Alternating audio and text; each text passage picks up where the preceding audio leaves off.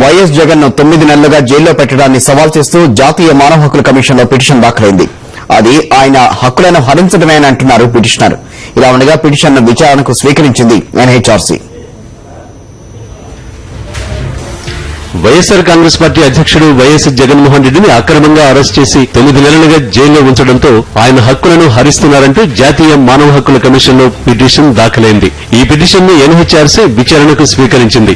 అమలాపురానికి చెందిన ప్రముఖ న్యాయవాది కుడుపూడి అశోక్ ఫిబ్రవరి 18న పిటిషన్ దాఖలు చేశారు. దీనిపై స్పందించిన ఎన్హెచ్ఆర్సీ 261/1/7/2013 నంబర్ కింద కేసు ఫైలు జారీ చేసింది. జగన్ సంస్థలకి క్విడ్ ప్రోకో కింద పెట్టుబడులు వచ్చాయని ఆరోపిస్తూ 2011 ఆగస్టు 10న కంటోన్మెంట్ ఎమ్మెల్యే శంకర్రావు హైకోర్టులో పిటిషన్ దాఖలు చేయగా తెలుగుదేశం పార్టీకి చెందిన దివంగత నేత ఎర్రనాయుడు అందులో ఇంప్లీడ్ అయ్యారు.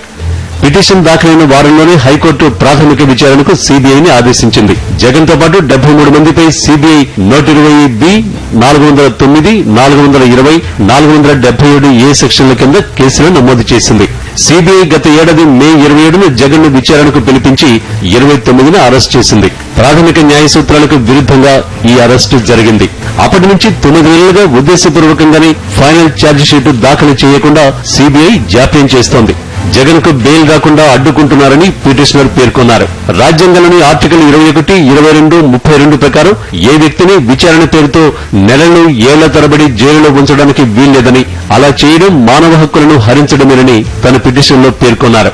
సాధ్యమైనంత త్వరగా ఫైనల్ ఛార్జిషీటు దాఖలు చేయాల్సిందిగా సీబీఐని ఆదేశించాలని, తద్వారా జగన్ కు బెయిల్ వచ్చే అవకాశం ఉంటుందని పిటిషన్లో కోరామన్నారు. సీబీఐ జేడీ లక్ష్మీనారాయణను ప్రతివాదిగా పేర్కొన్న పిటిషన్ను ఎన్హెచ్ఆర్సీ విచారణకు స్వీకరించిందని తెలిపారు. జనరల్ డెస్క్, సాక్షి న్యూస్.